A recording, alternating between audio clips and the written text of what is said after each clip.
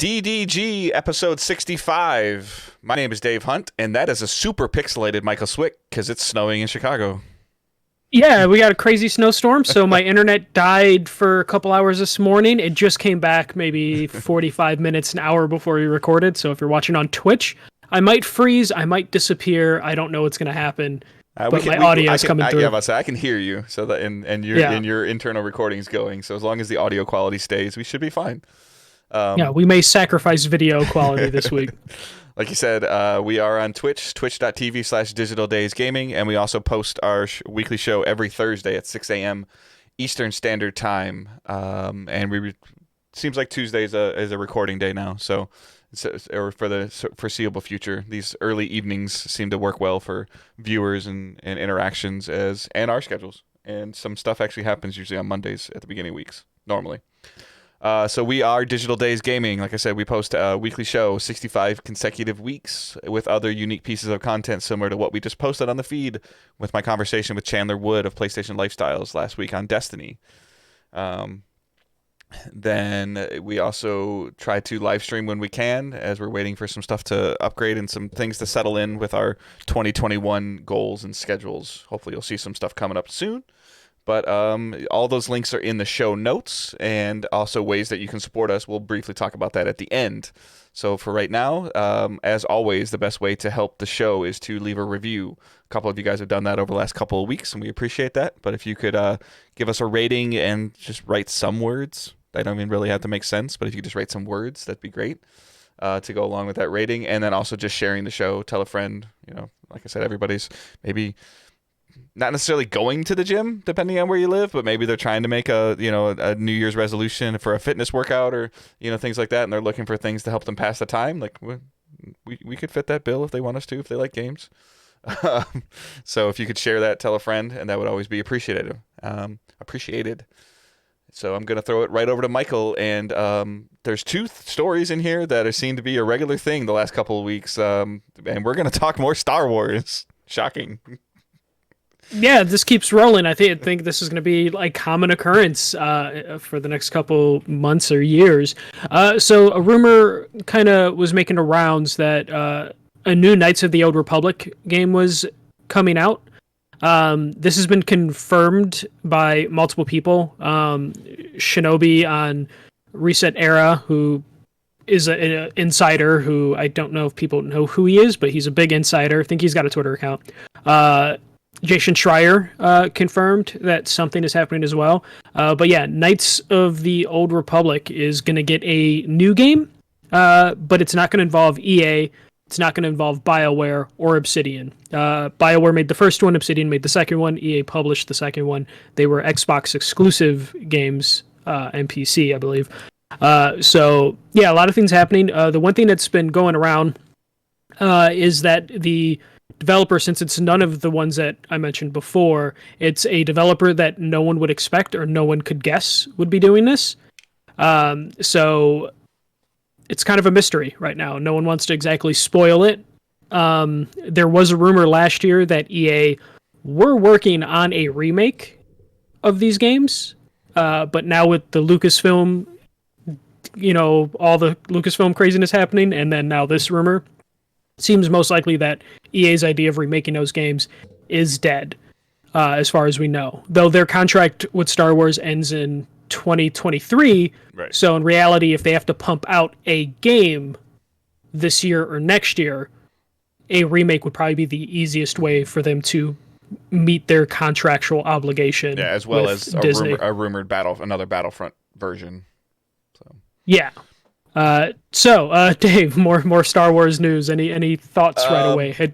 I mean, I feel like we talked about last week with the success of The Mandalorian, as well as, and I feel like the success of the Mandalorian, and then almost when that first launched with the pandemic, also coming, the Clone Wars, even for myself included, seemed to get a little bit more spotlight or publicity around them. I feel like Star Wars is in a decent spot. I think they need something from a television standpoint. I think they need something soon other than just Mandalorian, because I think going the month of October, or all of November essentially, which is pretty much what Mandalorian is like the first 6 weeks of like November. What was it? The end of October till like December 10th, and it was done pretty much. Yeah, Yeah. yeah. Well, they do have 7 Star Wars shows in the works right now, so there will be One of those 7 needs to come out like in March or April, like which I don't think will happen. No, but yeah. I don't either. But in order for them to continue this momentum, like that would help.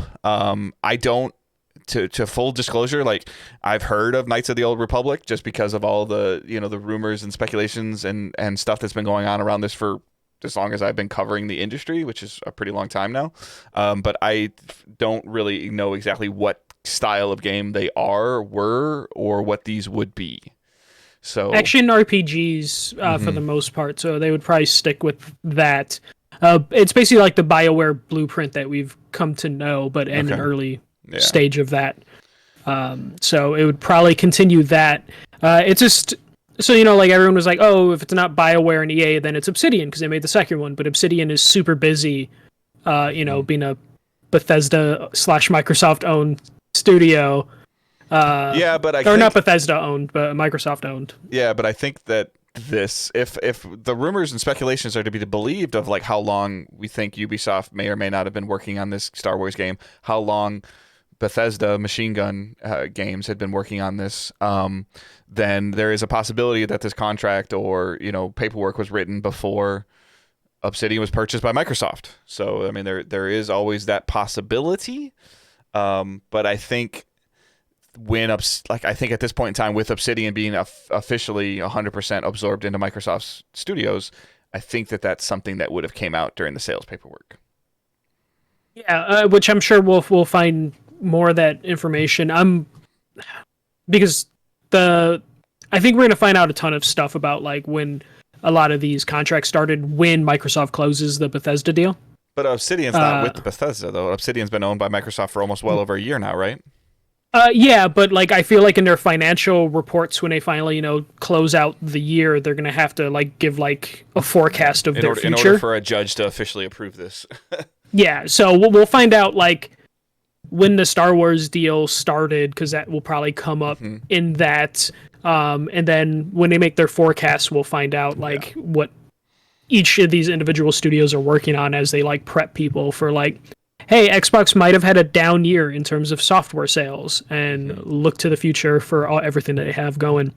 But yeah, what intrigues me is like Jason Schreier doesn't really hold back in terms of like spoiling, like or not spoiling, like leaking a game if it's like newsworthy, and it adds to a story. So I'm a little surprised that no one wants to say what developer is working on this, which I feel like if it was a developer that would do bad with this, that would have leaked by now. Like, if it was given to like a mobile studio and they're like, oh yeah, they're going to do, KOTOR mobile. So I'm so curious on like what studio is working on this. And that's huge, because I think messaging is super important, because I mean, you didn't put it in the story, but like you talking about this reminded me. So we found out this week that Vicarious Vision is essentially being closed and folded. I forgot to put in that. We'll talk about that right now then. Yeah, so I mean, but it kind of goes hand in hand with like, okay, so what no-name studio is working on, not no-name studio, but what surprise studio is working on this new Knights of the Old Republic, whether it's new or it's a remake. And then, but again, the messaging behind that is important, because initially the news came out that Vicarious Visions, which was a Activision proper studio, that had done Tony Hawk and had done some work on Destiny when Destiny was with their Activision deal, as well as doing a ton of like you refer to them as like an auxiliary studio, doing a bunch of multiplayer maps and just doing some great quality of life work on some things, and building remakes like Tony Hawk Pro Skater, and to your point, like not messing it up. And then, so the first press release is Vicarious Visions is being closed and it's being folded into Activision Blizzard, into Blizzard proper. And people are like, well, that sucks. And then over the next couple of hours or the next day, it comes out that the reason that happened is because it appears that they have been doing a phenomenal job on a Diablo 2 remake. Yeah. So it sounds like they were like working on that, and to where it sounds like now Blizzard wants them to help with Diablo with as good of a job as they are doing or have been doing on the remake. Well, so I don't know if it's necessarily like Blizzard wants them more than Activision has like dismantled Blizzard so much, and the I know you don't like pay attention too much to like the World of Warcraft stuff. I don't play it either, but I pay attention to the World of Warcraft stuff. They put out a remaster, or like WoW I forget Classic or exactly what it was something? called. Yeah, like WoW Classic. Oh, no, WoW Classic, and then they had some expansions come out. Warcraft 3 Reforged is what they put out. Okay. And apparently that was shit. It Okay. was terrible. It was a joke. It was like made people realize that like that Blizzard quality was gone. It's dead. So sounds like there was a bunch of teams that reshuffled because of that. And that's why Vicarious Visions is now being folded into Blizzard. Because if they were just working on this Diablo 2 remake, it sounds like before this happened, they were working on that. And there's no reason to then fold the studio into Blizzard if Activision didn't basically destroy some of the Blizzard teams to make room for them, sort of thing. Because there's no reason to like make a sole studio, then change name, and then just like push them into another. Versus just saying Vicarious Visions now going to be working on Diablo franchises. Like you could just keep VV. Yeah, you can keep them around. It bums me out because it probably means there's going to be no Tony Hawk 3 DLC for the 1 and 2. But it sounds like Blizzard of old is pretty much just dead. Like most of the CEOs, all the people that were running Blizzard like 5-10 years ago, they're all gone. You know, they've been replaced. The teams have been kind of dismantled. They're still working on Overwatch 2. They're still working on a Diablo sequel. But it sounds like the takeover that Blizzard fans have been so worried about for so long is finally come to fruition, and Activision, it is now officially Activision Blizzard, but more so it's Activision, and Blizzard is just a name under Activision as opposed to like the partnership the name like represents. Yeah. So, but I mean, kind of like to the point of like saying who the studio is going to be that's working on this, you know, can carry some weight. But at the same time, like when we start talking about like other studios that could be purchased, you know, I don't know who else. And obviously, somebody like they'll come out and say, "Oh, so and so is working on." Be like, "Oh yeah," you don't really think about this studio until you hear their name. You know, it's like right off the top of my head, like could it be Remedy? Like but or could it just be fucking THQ Nordic just buying another IP somehow, and that would probably devastate people because like THQ Nordic, they do okay work, but they're like a AA sort of like company in terms of you don't think of them and think AAA games. They have hits every once in a while. I could see them popping up out of nowhere.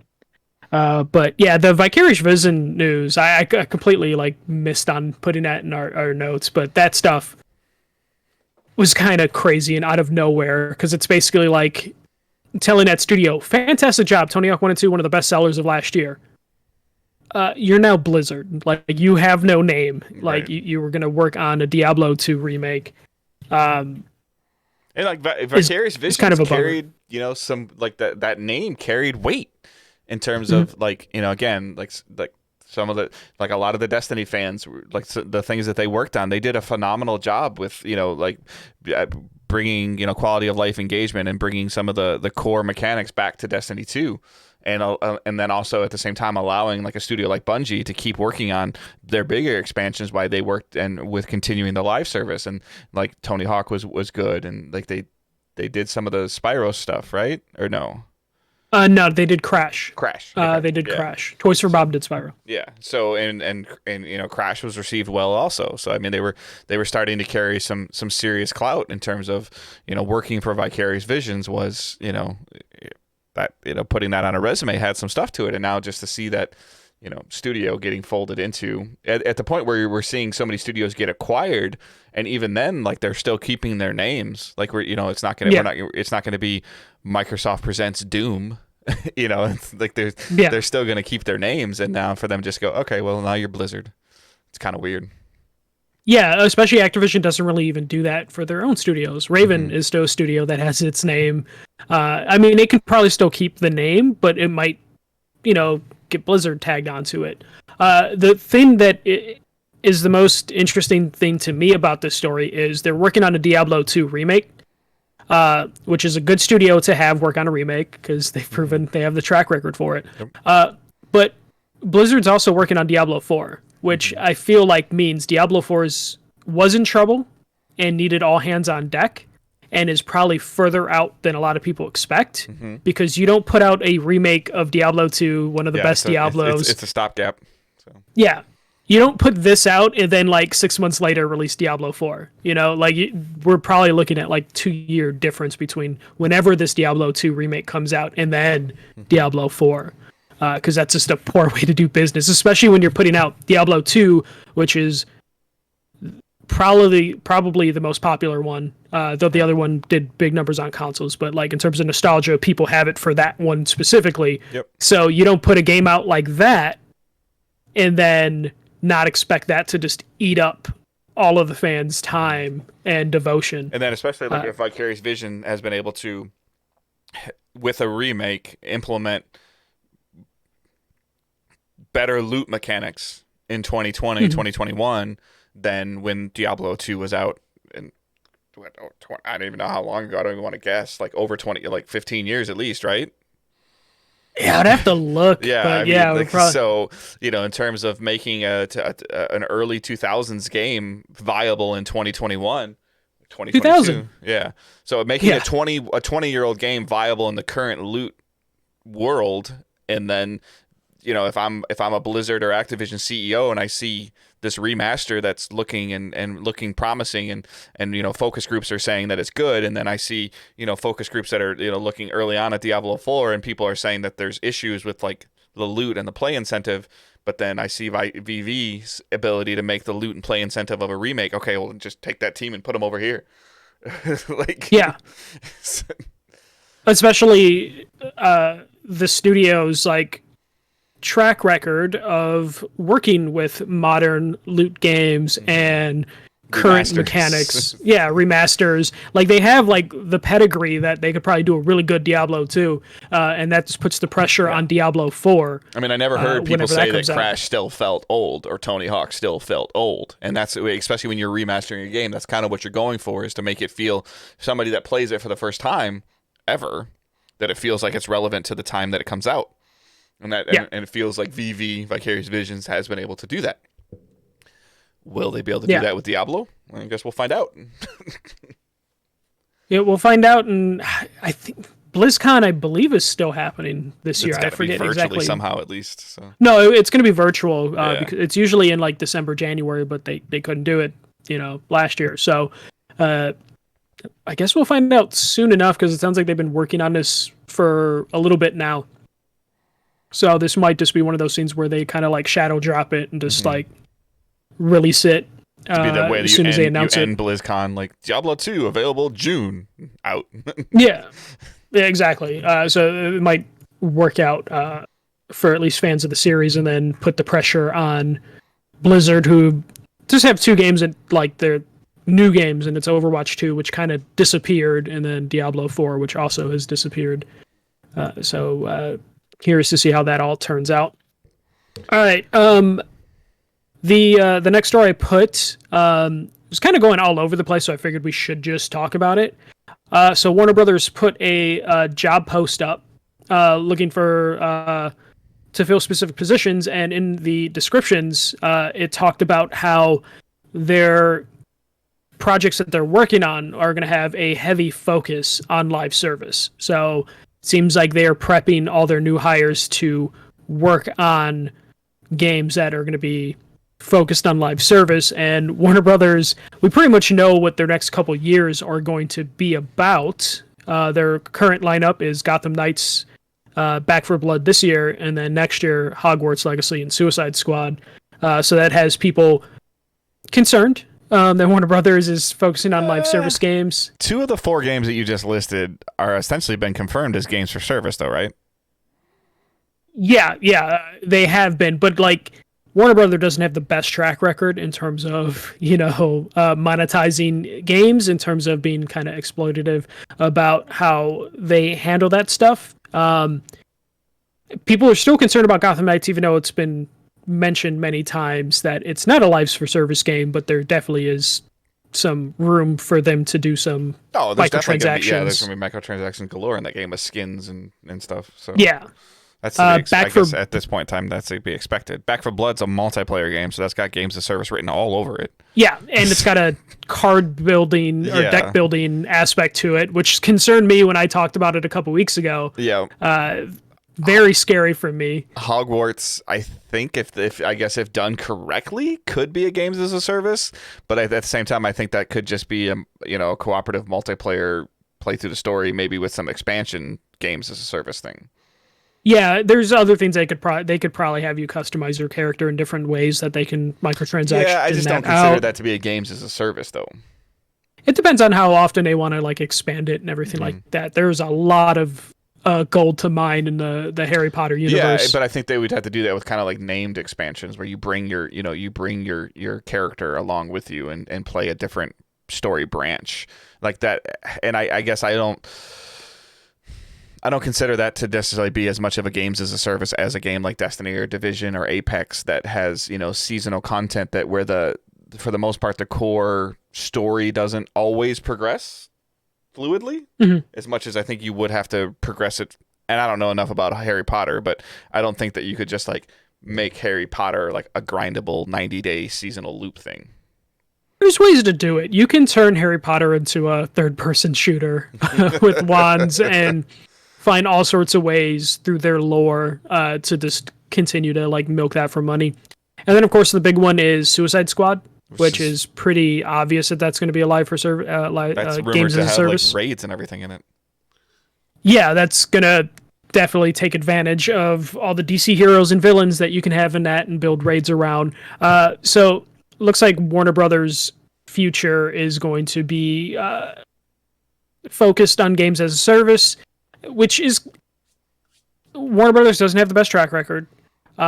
We've seen how games as a service can really mess up a game, Avengers specifically, where they have a pretty decent single player campaign, but they emphasize so much on that games as a service that they didn't hit. I don't think that's messed up as a games as a service. I just don't think it functions as a games as a service. Like, that's all. But they tried and they put clear effort into it, and it sucks because that game has a good single player story, but most people ignore it because it's a fucking games as a service with like 10 different currencies and cosmetics that don't really exist. I still won't play it until I get the next gen upgrade. Which I I looked the other day. I'm like, when's this coming? And they don't really have a date. So I was like, okay. Yeah, and then they have to still release expansions and all this stuff, and so seeing how like something like the Avengers can be messed up is definitely concerning when you look at like Warner Brothers, who have a track record, and you see like, oh crap, they have Hogwarts, they can mess that up. Suicide Squad, they can mess that up. Back for Blood could definitely be messed up. Well, it was always a concern with any kind of like Back for Blood, maybe not as much, but any kind of games as a service that has a license behind it can be scary because like we've been talking about it for months. Like Captain America carries a shield, like that's what he does. Hulk is green. You can't change really his look and keep it like compared to the Division, which to kind of just built its own character and its own world. And you're Destiny. A dude or a lady in those games. You can't play with more than one Hulk in Avengers. Right. And I think like it sounds like based on a little bit that we know about Hogwarts is that you're a new trained student. Wizard. Yeah, a new wizard you're student. A new student, yeah. And that I think allows for a little bit more free customization versus we're going to make Captain America put Iron Man's gloves on and all of a sudden he can shoot stuff out of his hands. Like that just doesn't work. Yeah, you're limited when you work with a license, especially something like Avengers, where it's like you have very specific canon that you can work with. And then I would say the same thing about like Gotham Knights is that you can't really you can have multiple versions of Robin, but you can't necessarily change what Robin does. Yeah, exactly. Especially when you have different Robins in the game. So it's just like you want to change how Robin plays, play Nightwing or something like that. It just scares me when I think about like Warner Brothers putting out charts for their games in terms of like, hey, here's our pre-order charts and our costume charts of how you can get all this content.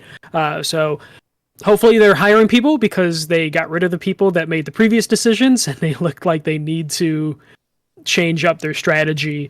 But get ready for that. I Back for Blood is the one game I'm really excited about this year, and I am also super concerned with how they're going to handle that. So I'm going to be like eagerly watching every video they put out that explains how they're going to monetize this game, because nothing annoys me more than a $60 game that has like videos and charts to explain how they're going to monetize you past $60. Right.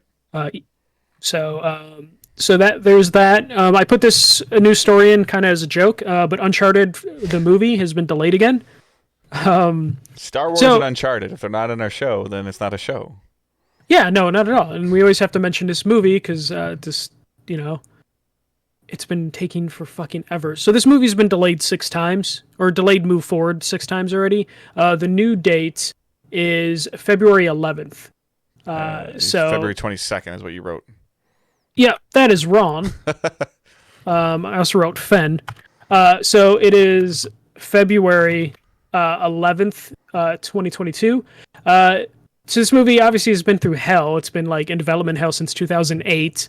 It's gone through 7 directors. It's supposed to be done though, right? Like the filming is done. So this is strictly of hopefully the world's a better place in a year. Yeah, I think this is strictly like, maybe post-production's taking it a little bit longer because people are still having to kind of work from home. So yeah, it got done shooting. It was shot in basically 2 parts. It was they started shooting, then COVID happened, and then they started to shoot again in October, finished shooting, and it's just been in post-production now, and then they probably just want people to be able to see it in theaters. Especially, it's being put out by Sony Pictures, I believe. So Sony Pictures is the only studio that doesn't have a streaming service. So they are more inclined to have to wait for theaters to be open than any of the other studios. Like Warner Brothers just, drop it on HBO Max. Mm-hmm. Disney drops it on Disney Plus or Hulu. Sony is in the position where they have to release in theaters for it to make sense, or they have to have a bidding war and sell it to one of the streamers. So we'll see Uncharted next year, hopefully, eventually. And I'm excited for it. Here's the last story that we have. I was really excited to talk about this when it was announced, but then stuff reversed course, so it's a little less exciting. But last week, early in the week, Microsoft announced that they are going to basically double the price of Xbox Live Gold. They were going to charge for 1 month of gold, $11, 3 months, $30, 6 months, $60, 1 year, $120, which was crazy. It was absolutely crazy that they were going to increase it so much. Clearly, it was a push. At one time. At one time. Yes. Yeah. Clearly, it's a push to get people to just switch over to Ultimate Game Pass, which would have been $4 more. And I guess they felt like this was the best way to do it, but we'll talk about it. But I think there are better ways to get everyone Ultimate is $15 a month, so it would have been $180 for the year. Yeah, no, but I'm saying for 1 month of Xbox Live Gold, it would be $11. Gotcha. So, like, if you're one of those crazy people that do 1 month for service. Gotcha. Yep. Yeah, so it would have been a huge increase in gold to try and get people to just move over to Ultimate and spend more money. This was obviously met with a hell of a lot of backlash. So the next day, Microsoft put out that night. It was that night. Okay. Yeah. It was that night. So Microsoft, their blog post came out like, I don't even know, 7, 8 o'clock, 9 o'clock in the morning Eastern time.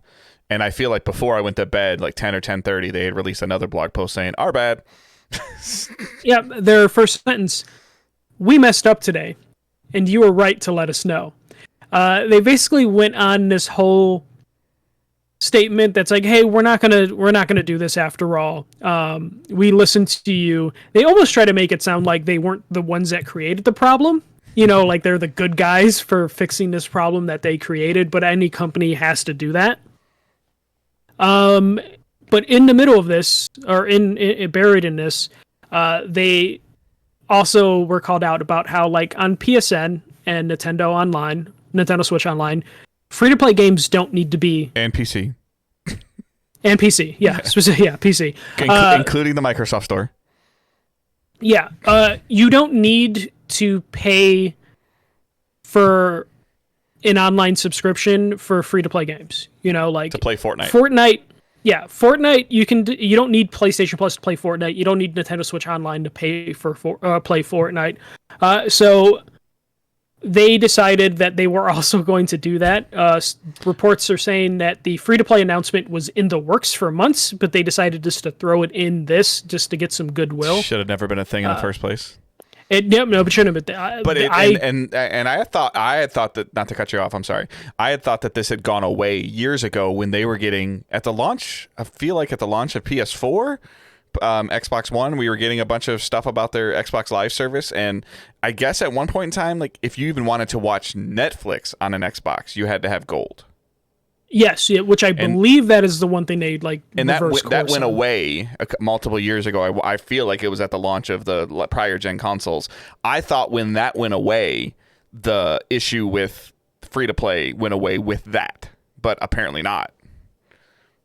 Yeah, that did not go away, which now it's gone. So now if you want to play Fortnite or any of the free-to-play games, you do not need Xbox Live Gold, which is a good move. Them just throwing it into this announcement, this felt like they were just trying whatever they could to get some goodwill back. Mm-hmm.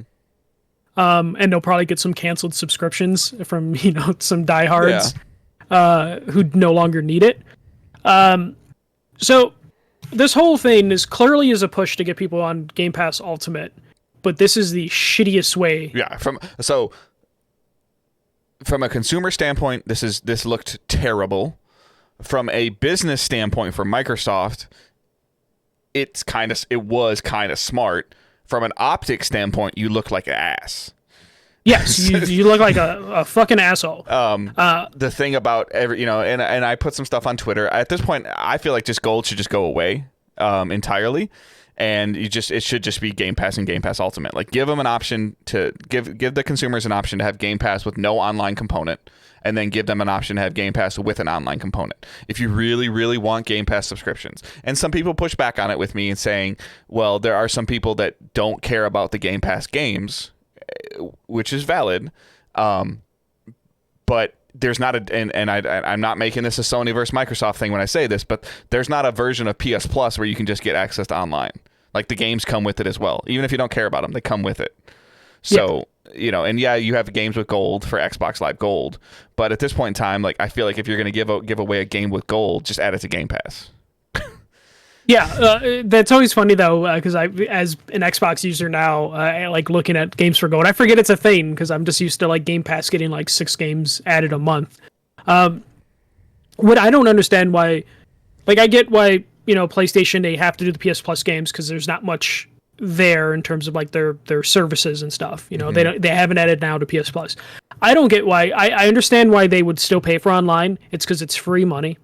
Yep. Like that's basically why they will never get rid of Live.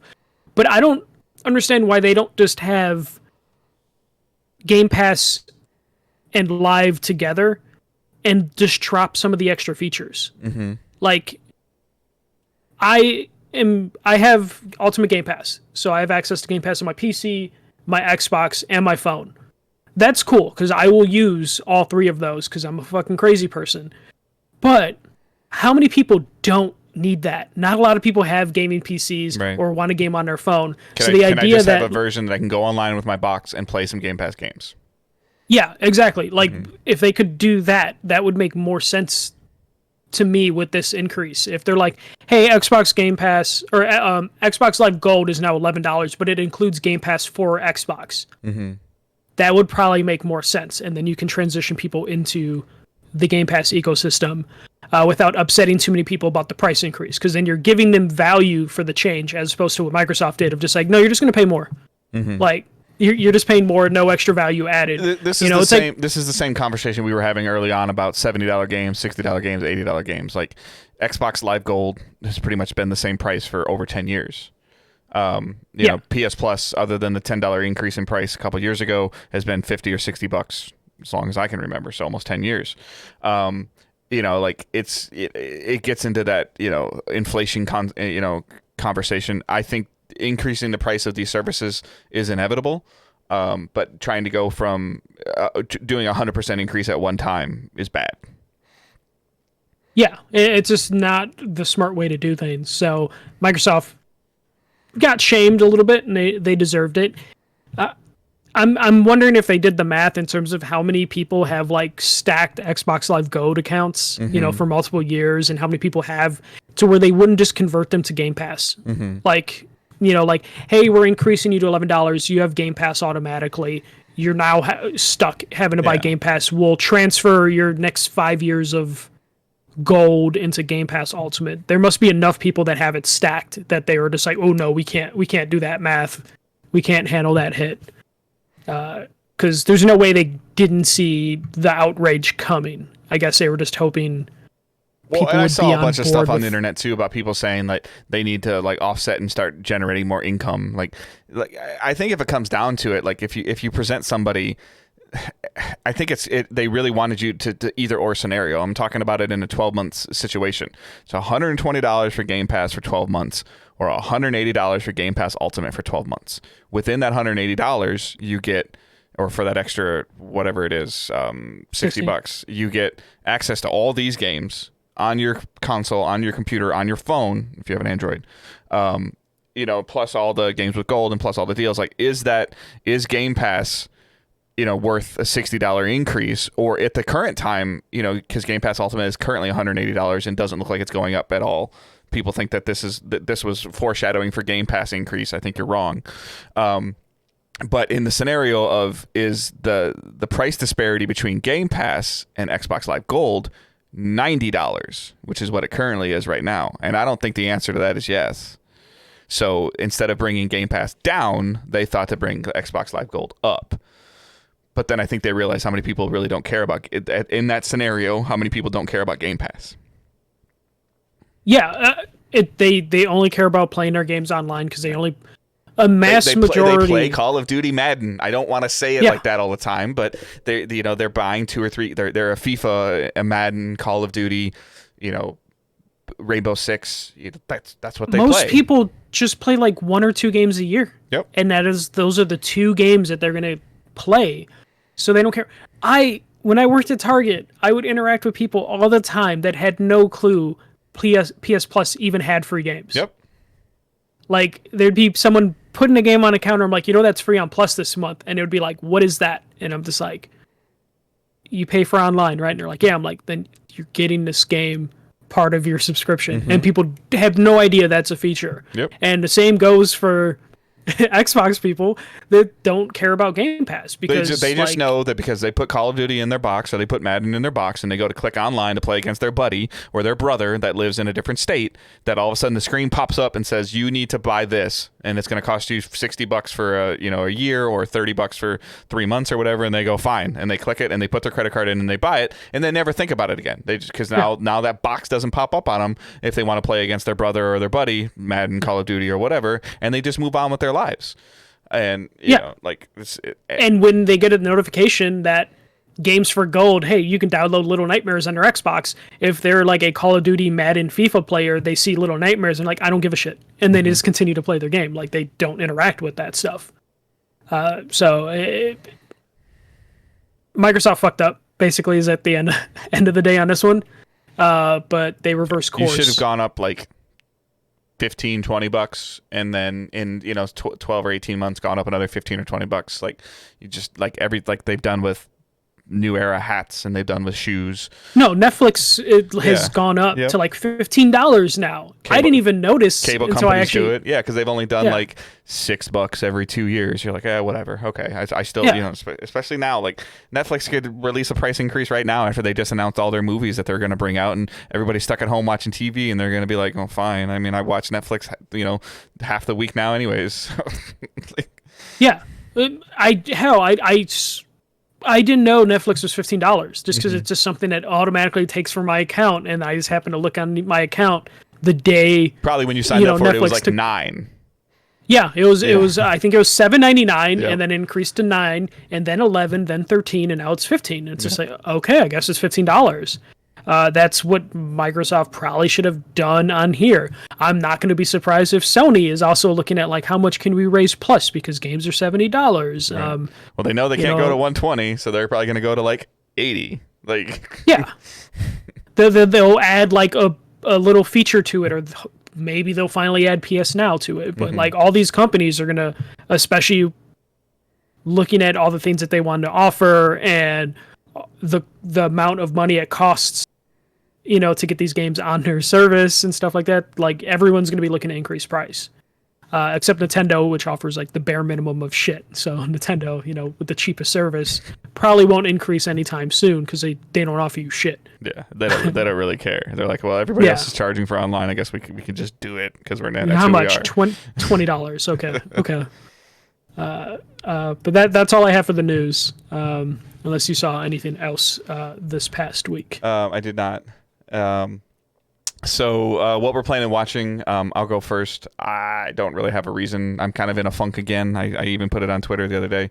But recording the thing with Chandler, I wanted to be a little more prepared. I kind of fell down the Destiny bandwagon a little bit and started playing and did some stuff and was powering my character up. I still haven't even finished like the battle pass for this season or the seasonal pass to get to 100, which I'll finish it just because I think I'm at like 86 or 87. But the funny part is I was talking to somebody the other day, like I'm definitely playing less, but when I play, it's a much more purposeful. So I actually get, more the drops, and I've gotten some things at a right spot. I'm actually more like at a higher base power level than I've been in a long time, which again gets reset in February, and we'll see what they do. But I mean, I got a raid clear this week for the new raid. I got a shotgun that I wanted. Just like the Hawk Moon, like they released a pretty interesting, intricate, exotic quest line that has some interesting rewards to it. The season's getting ready to wrap up, so I'd like to kind of see how the narrative ends, and then starts kind of tying into the next season narrative as they're pushing towards their next expansion in September and bringing a raid back. So.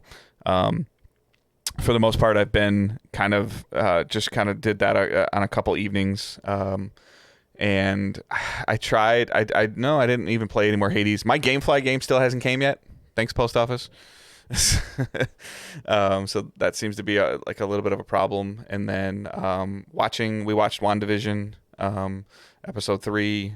What I'm finding with that is like it's doing a good enough job of like holding my attention when I'm watching the show that when it's like, oh, it's over, I'm like, that was 24 minutes or whatever, 23 minutes, other than the fact that their credits are like 6 minutes, which is ridiculous.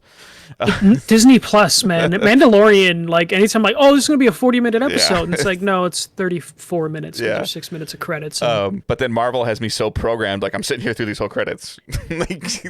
Oh, I did the same thing for the first 2 episodes, and then I gave up for episode 3. Angela like fast forwards it now, so we caught up on a couple of our core shows, just catching up on some other stuff that as some of the shows are starting to ramp back up, and they've been able to do a little bit of filming and finishing up some storylines, just the basic things. I even put it on Twitter. Like I said, I've just been, and I really hope the medium hits this spot for me right now. I am really hoping for something new and innovative, and I think that's what I'm hoping the medium ends up being. The horror genre usually doesn't do anything for me at all. And even as I watch more trailers and try to look into more of more of the medium, I don't get as much of a horror vibe first from it as I do as like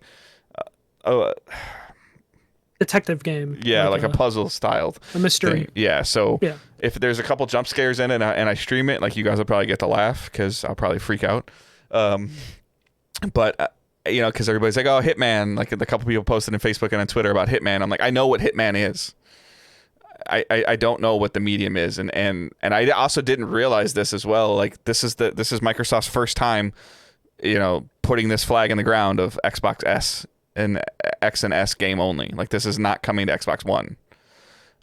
So like this is their first like true next gen game, which I've been feeding for on either console. That and again, I think I spoke to this before. Owen completed Miles Morales on whatever adventure mode, easy mode thing with with the help of me on some other stuff. But again, playing that on helping my youngest son play that on PS4. Like that game shouldn't have been on PS4. Sorry, like the cutscenes are jumpy, like visibly jumpy, and I'm just like, wow. Um, and then again, I've spoiled myself probably with HDR and my 4K TV. Like going into my PS4 is in the bedroom. Like it hurts my eyes, like looking at, like playing the same game. Like, and it's always been different for me. People are like, oh, I can see frames. Like, yeah, I can see frames if I play the same game. Like I've always said, when I went from Destiny on PC to Destiny on console, like I felt it. Going from Spider-Man on PS5 to Spider-Man on PS4, like I felt it. But if I was playing Rainbow Six on PS5 at 60 frames and I went to go, and then like let's just say the medium's at 30 frames, like I'm not gonna feel it because they're different games. Yeah. But I just really hope that that medium is that, and then at the same time, like in February, I hope Destruction All Stars is a fun plus game that, or Destruction Derby, whatever the hell that game's called, is a fun game that has a different, unique gameplay mechanic that grabs me for a little bit, because all the stuff I've been reading and seeing, medium's going to be in an 8 to 12 hour campaign, and that's it's a one and done scenario, which is great. I love it. But like that's kind of where I'm at right now, is that I was gonna wait to rearrange my office and start streaming again until I got my new monitor, but my monitor's been back ordered to February. I'm not gonna wait that long, so the next intention is to bring the Xbox downstairs again, and to hook it up and stream medium, and even if that has to be just through Xbox Share or whatever they have, then that's what it'll be through. So hopefully I can kind of show you guys that game and kind of interact with the community, because I do miss streaming, and I do want to stream, and then taking my consoles upstairs during the holidays just because everybody was home and things like that and the television that I had kind of slowed that down and crippled that. But I did pick up our second PS5 today. My son bought this one. Everybody relax. This came out of my son's money. He got a disc version PS5. We got it last week on Best Buy, and we had to do curbside pickup today. So that's here. So that means that the console the digital version will come downstairs, and I can start rehooking all that stuff up, and then hopefully get back onto a streaming schedule. It does appear that as post holidays happen, like settling into my new store, that it looks like my closes might be earlier in the week, hence why we've been recording live on Tuesdays, because I'm not always home at 9 o'clock, 10 o'clock at night on a Sunday or Monday anymore. But that also means that I might be able to commit to like a Thursday night or a Friday night nightly stream. Like I can go, I'm going to be off every Thursday night, I think, the majority of the Thursday nights. And the other thing that I want to do, I posted it in the Facebook group. I posted it in Discord. And I don't know if this is the best game to do this with, but it's the first one that came to mind. And I think it's going to be like one Saturday a month at like 3 or 4 o'clock Eastern time. So maybe some of the UK listeners and community members can get into it. And I don't even, I think Michael saw this and I haven't even talked to him about it. But I want to do like an Among Us or a game like that game night where we can get 6, 8, 10, 12 of us together. I can stream it. We can hang out. We can play. We can laugh. And, I don't want it to be like every Thursday or anything like that. Like one Saturday a month. Maybe it's every other month. I don't know like what's going to work or what's not going to work. But just a chance for community members to meet each other, to interact with each other, have some fun. I don't care if you know how to play the game or don't. The main reason that I think Among Us would work so well is because you can have a terrible laptop or whatever your work issues you for work from home. It can probably run Among Us. You can play it on your phone. Discord can run in the background. You can play it on a tablet. It's free with Xbox Game Pass on PC. So you can play it with a tablet. On the Switch. It's on the Switch, and you can plug Discord into your phone and plug your headphones in, and we can conversate that way. Like, so please, like, if that's something that you have any interest in, like, message me, email, myself, email the podcast at digitaldaysgaming.com. Any of those things, I would love to do something with the community. Like, you guys can maybe get to talk to my wife a little bit, because my wife will play, and she'll periodically play if we need to fill spots, or if she wants to play. And just to interact and just to have some fun. Like, you guys all interact with each other great on Facebook, and my part of my goal for 2021 is to somehow expand what Digital Days is doing, and one of the ways that I want to do that is through community interaction. So maybe Michael will play. Who knows? Maybe. Who knows? My schedule's weird. Yeah. That's it for anything else? No, that's it for me. So my list is super, super light. I've just been playing Titanfall 2. I'm almost done. I understand there's only 9 missions. I'm on like mission 7. Been kind of just doing like 1 or 2 missions a night. So nothing Nothing crazy with that. I'm really enjoying it. The gameplay's so good. The dialogue between the Titan BT and the pilot, really hilarious. The story is relatively generic for the most part. You're like behind enemy lines and all that stuff. But I'm enjoying like the gameplay. I crack up though every time I see something in the game that is just in Apex Legends, and I constantly am reminding myself like this is in Apex. This is in the same universe, so it makes sense. But the first time I pick up the Mozambique in Titanfall, I'm like, that's a piece of shit weapon in Apex Legends. I'm not going to use that, but I'm like, you know what? I kind of want to play this whole game with this stupid shitty gun from Apex Legends. Because it didn't like trigger in my brain until I saw that particular gun, and I'm like, wait, all these guns are the guns from Apex Legends. Which always fascinates me that we're in this like recycled content culture. Like, stop reskinning stuff, stop using recycled content. But then Respawn's just able to essentially take an entire weapon pool from a single player or multiplayer game and put it in a battle royale, and people are like, this is cool. Well, yeah, no, like I don't know if you played Titanfall 2. I believe you did. Mm-hmm. My favorite mission so far has been the mission where you're in like the facility that's like building houses and like test houses for like shooting ranges and stuff. And every time the house is getting put together, I'm like, they're building that Apex Legends house, you know, like everything that I saw, I'm just like, oh shit, like this makes so much sense. This facility is just making the shit that we saw in Apex Legends. And I saw, you know, that's when some of the mission after that, you see some of the like the dinosaur creatures that you see in Apex Legends. So like, I'm enjoying this game for different reasons than most people were enjoying it, because I'm playing this after I played so much of Apex Legends. So I'm having fun with that. I totally see why people think this is like one of the best first-person shooter campaigns of last gen. It's definitely like ranking high up there for me. Other than that, I've been playing a lot of Tony Hawk and Need for Speed Hot Pursuit.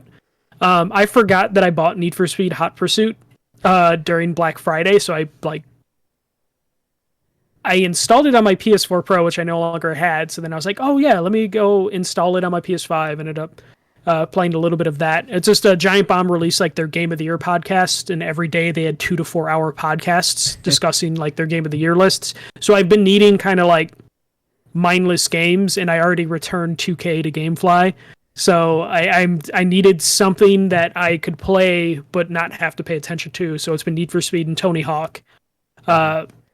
So surprisingly, a lot of that. I finally got through my podcast backlog, which is like relieving to a certain point. I'm just like, oh, thank God, I'm done. I've kind of just given up. Like, you know, you just fell off. Yeah, like I don't even listen to like some of my Destiny stuff anymore, or the gaming stuff that I did listen to. Partially because my commute's actually gotten a little bit longer, but my commute was super short for like 2 years, and then launching this, and you know, like that's why I think it's always fantastic when I get a little bit of hate on Twitter or Facebook about people like, oh, you're just echoing somebody else's opinion. I'm like, really? Because I haven't heard their opinion. yeah. It's like I haven't listened to that podcast in forever. Yeah, I kind of like fell off like the most of the podcasts I listen to, but I still am subscribed to a ton of podcasts. But my commute isn't as much anymore because I'm going in less days a week. You know, before I was used to working 5 to 6 days. I'm only going into work like 4 days. So it's like that cut my podcast time. So other than that, I've just felt also really old because, like, you know, during the election stuff, all I was watching is election news, which made me feel old as shit. And then now I've just been obsessed with like the stock market, and that makes me feel super old because that's been super entertaining with all the GameStop craziness that's been happening the last week or so. Just spending way too much time on Reddit looking at like I hate that site, man. I've gotten used to it following like a thread. Like, it's just so weird, like Reddit in real time, when you just see like stuff getting deleted and flagged, and you're just like, oh, I was really enjoying that thread, but my page refreshed and it's gone now. I mean, I've always heard like as soon as you get comfortable navigating Reddit, it's like a really cool experience, but I can never get to that comfortable point. Before I give up, and I'm like, I'm done. Like, after like this past week, I think I've hit that point where I'm just super into looking at Reddit and fucking around with stocks and stuff like that, which just makes me feel super old. That I'm just like watching fucking bullshit ass stock market stuff, getting angry while I'm doing it because like our whole system is like so chaotic bullshit that it just makes no sense. So I've just been enjoying that way too much. And then I watched WandaVision, loved that. And that's pretty much been it. Like you, I'm looking forward to the Medium. I have it preloaded already on my Xbox. Yeah, I need to ready to go. Because it comes out in 2 days, a Thursday or Friday. And then I'm getting Like a Dragon, the Yakuza game. That's more like a JRPG instead of a brawler. So I'm picking that up. It's a GameFly game because I forgot to cancel my GameFly. So that's coming. I saw like Kingdoms of Amalur Re-Reckoning on sale already, and I'm like, because I heard really good things about it before it was remade. Yeah, no, don't. Don't. I have it. Me and Sarah looked at it, and it was just like, this is fine, but it's aged just enough. I think I think it'll be Hitman. I honestly think it would be Hitman before it would be Kingdoms of Amalur. But I was trying to look. I thought that I could buy Hitman on my PC and get the other 2 versions, but I don't think that's the case. I thought there's some weird. There's something weird going on with Steam and Epic, but I think they fixed some of that. But I thought that maybe it's just content crosses over, but I don't know. I'll see. Yeah, you can definitely add 1 and 2 to it, but I think they might look for licenses. I forget exactly how that works. So we'll see. But yeah, that's it for me. So just looking forward to the Medium, like you, and then. And I have no idea if I'm gonna like this game or not like this game, but I'm just this is I've said it for months, and you guys, if this shouldn't sound as a surprise for you, I think it's important to support or provide support for a developer that does something new and interesting. And I didn't realize the Medium was originally supposed to come out on the Wii U. This game has been in development forever. So I'm hoping it's just something different, something new. And I want something that hopefully feels next gen. Yes. That's kind of all I want from the Medium. You're saying it simpler than I am, but I just a new title. I know what Hitman is. I already know what it is. I don't know what the Medium is or isn't going to be. So I hope that it's something that, that carries some weight. And I hope this is something that in turn, carries Game Pass subscriptions. Because there's a lot of people that seem to be, wondering, is this feasible, a feasible way for Microsoft to survive as a company or to survive as a gaming division. And we all know that I think that it is. And we'll just have to see, because you can this is I think I saw it listed on Steam for $40 or $45 on a discount or something. So this game is available to purchase, not through Game Pass, but it is only available on the X, the S, and PC. Yeah, and the developers talked that they could bring it to PlayStation if they want, which usually just means there's a exclusivity timed window on it. So it could come to other platforms later on. But it's the developers from Layers of Fear, which people always talked about adoring. And then I think they also worked on the Blair Witch game, which I heard wasn't great, but that also was a game that no one really had expectations for. So this is the one thing I'm looking forward to. As soon as I get it home from work, I'm going to hop on the Xbox when this comes out. And hearing that it's an 8 to 12 hour game makes me happy. It makes it even more or less. I'm not scared to play it. I'm not scared to commit to it. Oh crap, if I really like this and I just lose 30 hours out of my, it's somebody even posted that question in the Facebook group of putting a game on easy to experience the story and not to have to bash your head against the wall. I'm totally down for that in terms of the situation everybody's is in their lives of time to play. It's the same reason I won't grind for an achievement or a platinum trophy or a 100% completion of a game. It's I don't have time. I want to play something else. I don't want to learn how to do a backflip through a flaming hoop and swing through something else. The reverse of it is a game where gameplay works really well, for me, Spider-Man. I went and I've walked away from that too, but I'll have no problem going back there and trying to do some more collectibles and do some other things because the game flows and plays so well. Yeah, well, it's funny. I needed time to kill because when I was going to play Need for Speed, it had a patch, and apparently when you put the disc in for the disc to install, it doesn't pull the latest patch as soon as you launch the game on a PS5. Then it says, hey, there's a patch for this game. So I needed to kill time, and I ended up playing Astrobot. I went back to Astrobot, and I was just oh, let me just mess around with this, and I kind of just grinded out some trophies, even though it's like a really easy game to like get the trophies for. But I've definitely been looking for just like shorter experience sort of games to just say I finished at this point. I mean, I'm going to go back to a 30-hour game. Yeah, I reinstalled the Division 2 on my PS5. I think it's supposed to run at like 60 frames, but the main reason I reinstalled it is because I'm not even a huge Resident Evil fan, but they're doing an apparel event that's tied to Resident Evil, and the stuff looked cool, and I'm like, all right, I can check it out, see if it's worth it. See if it's worth the time. Like, it's not a gameplay mechanic change to it, but it's like, hey, there's something else cool and shiny for you to do in a game that I enjoy the mechanics of it. And like that's a huge deal to me, and I think it's important for the developers to see the increase in the player base to decide if they're gonna do more. Like, we don't even know what's gonna like I don't even know what the future of the Division is. Like, that for that studio or them speaking on that franchise, they've been super silent. So and now they're working on Star Wars, right. So they're probably gonna go away unless something major happens with the player count. So all right, we're gonna jump into questions. So questions and comments using hashtag #AskDigitalDays. You can post them anytime you think of them, and we'll happily add them to the show notes. Justin Wilson, what is your favorite game to replay? Destiny doesn't count. I don't replay games very often at all. And I guess if you would ask me what's my favorite game to replay, it would probably be like Zelda, like Link to the Past. That's the one I can think of that I probably have played and beaten multiple times, along with like Super Mario RPG.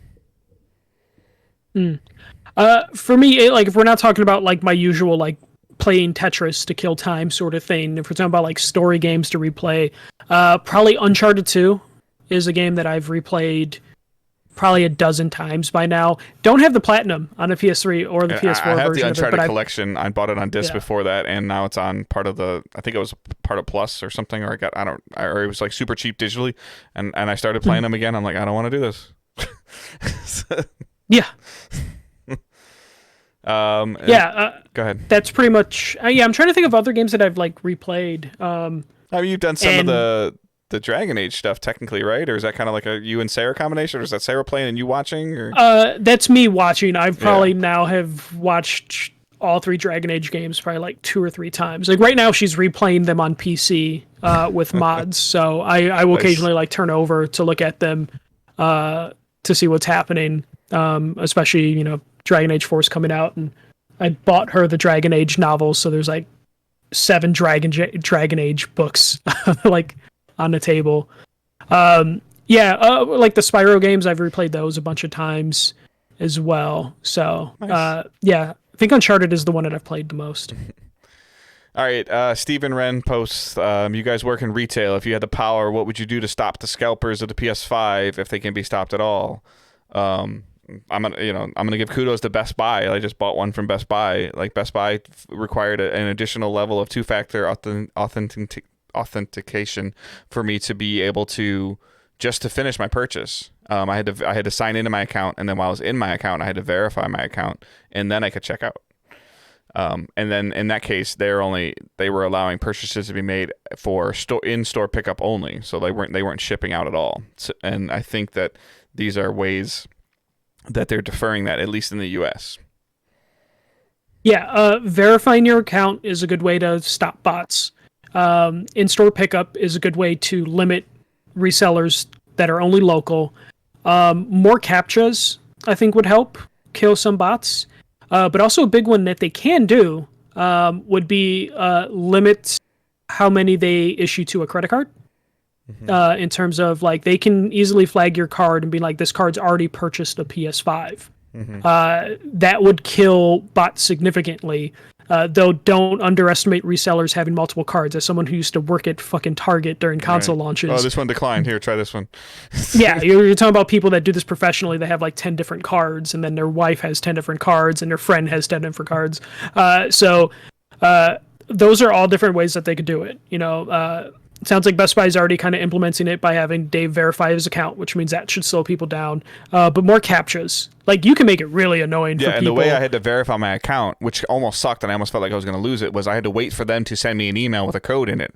And with their site getting smashed with the email request, like, it took a little while to get that code. Like, it usually when you send code and it's like, oh, email's been sent, and you go to your email box, it's there. Like, that wasn't the case.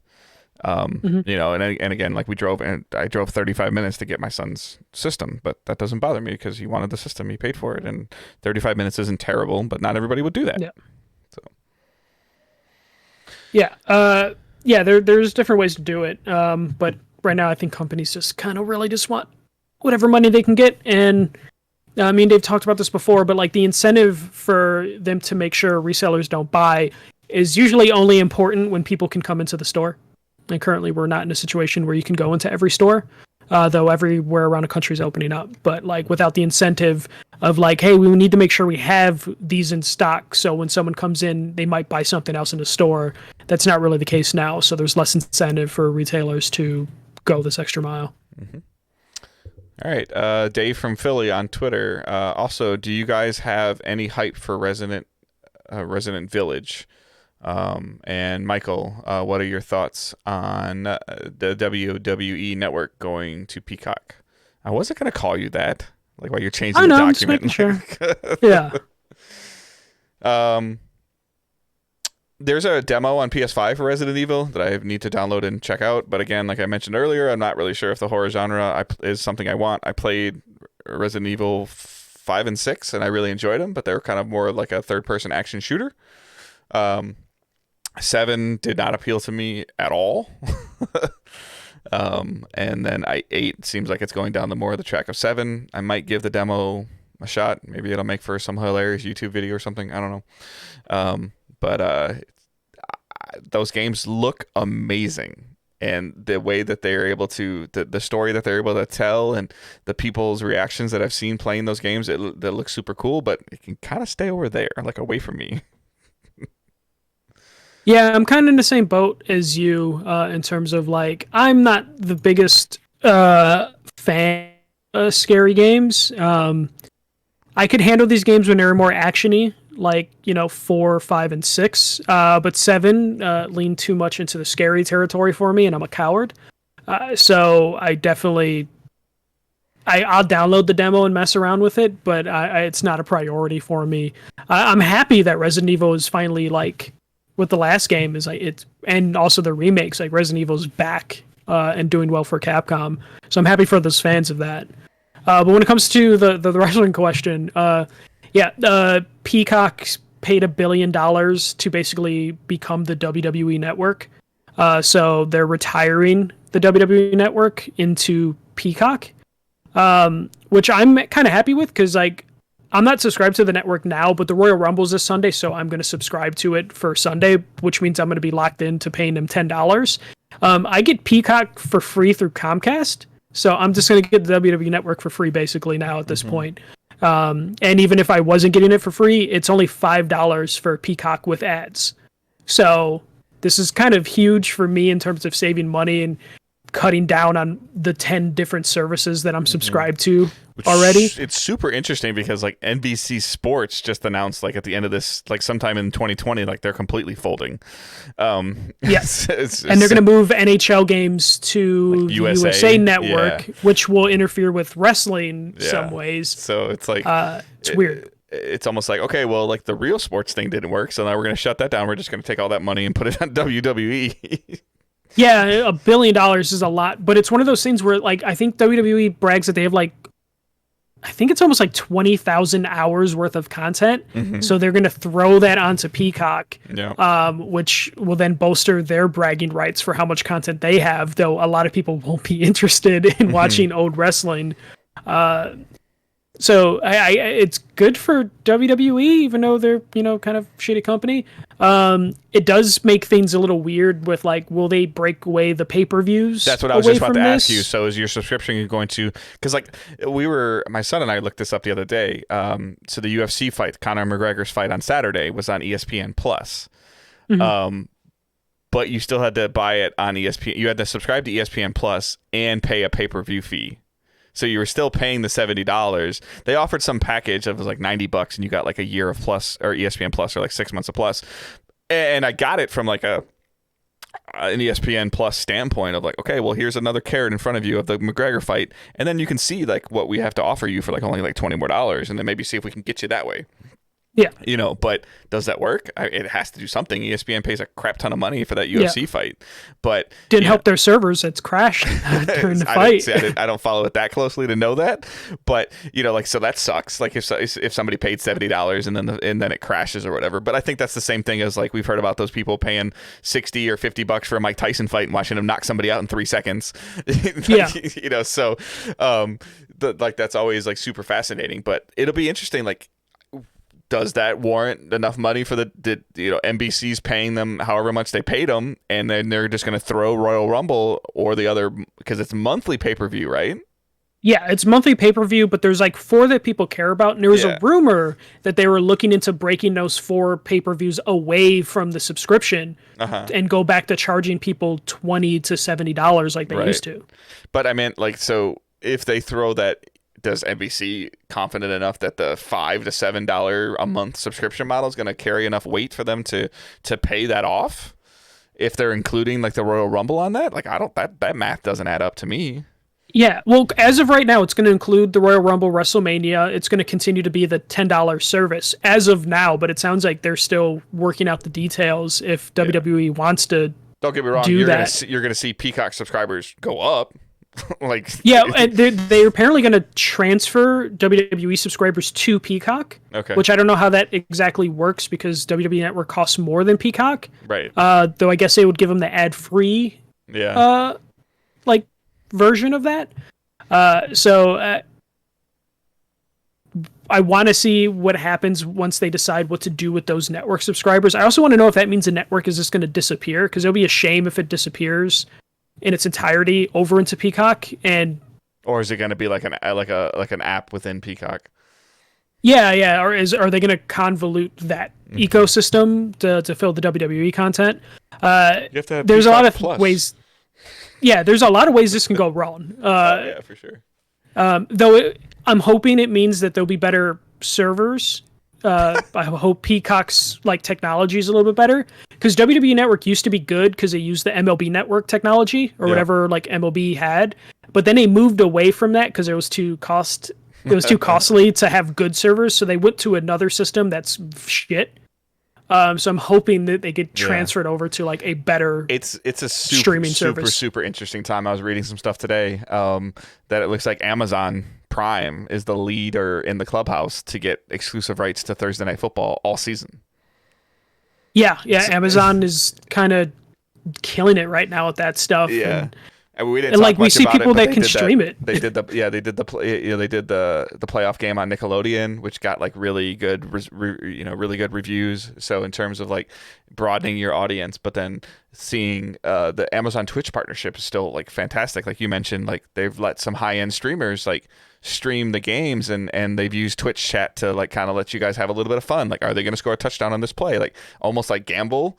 But you get like you get channel points, and so the way that they're been able to use this to interact with more people, and I don't think it's crazy. Like my son would be like, okay, I have to watch the game on Amazon Prime, like that's fine, versus somebody like my dad's age would be like, what do you mean I gotta log into an app to watch football?